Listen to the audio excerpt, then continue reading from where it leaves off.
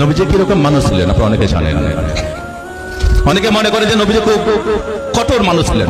না, নবীজি হযরত মুহাম্মদ সাল্লাল্লাহু আলাইহি ওয়াসাল্লাম তিনি ছিলেন পয়গম্বর, মানুষের প্রতি অত্যন্ত দরদি। নবীজির এই আদর্শটা আমাদের কাছে উদ্দেশ্য, এই নবীজির এই আদর্শটা আমাদের কাছে আদর্শ। এই আদর্শের মধ্য দিয়ে নবীজি ভারত শুধু মক্কা মদিনা নয় সারা বিশ্বকে ইসলাম ধর্মের মধ্যে প্রবর্তিত করেছিলেন। সেই নবীজির নামে পরিচিকর মন্তব্য যাকে নিয়ে করলেন মা আয়েশা, তিনি ছিলেন তৎকালীন সর্বশ্রেষ্ঠ গুণী ভদ্র মহিলা। আপনারা অনেকে জানেন যে আমাদের নবীজির প্রায় 11 জন বিবি ছিল, তার মধ্যে সবচেয়ে কনিষ্ঠ ছিলেন আয়েশা মা।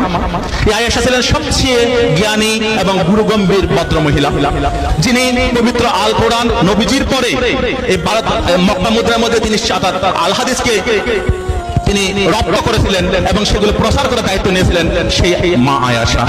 তাদের দুজনকে নিয়ে করল মন্তব্য নূপুর শর্মা।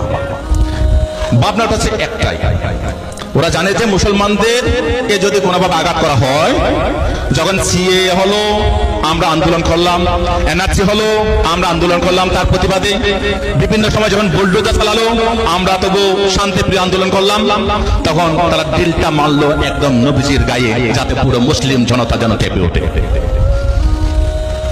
কেঁপে ওঠে কি করবে?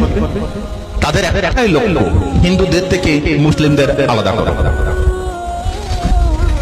হিন্দু বাইরে থেকে মুসলিমদের সম্পর্কে একটা বিরূপ প্রতিক্রিয়া সৃষ্টি করা, বিরূপ মনোভাব তৈরি করা, যাতে হিন্দু মুসলিমের মধ্যে একটা বিভাজন রেখা তৈরি হয়। কিন্তু এই বাংলায় দেখাতে পারে, এখানে কোনো বিভাজনের রেখা হতে পারে না। এই বাংলা সম্প্রীতির বাংলা, এই বাংলা হিন্দু মুসলিম বৌদ্ধ খ্রিস্টান জৈন শিখ সকল ধর্মের আদর্শের বাংলা। এই বাংলায় আমরা কোনোদিন এইরকম বিবাদ মানব না, মানতে পারি না।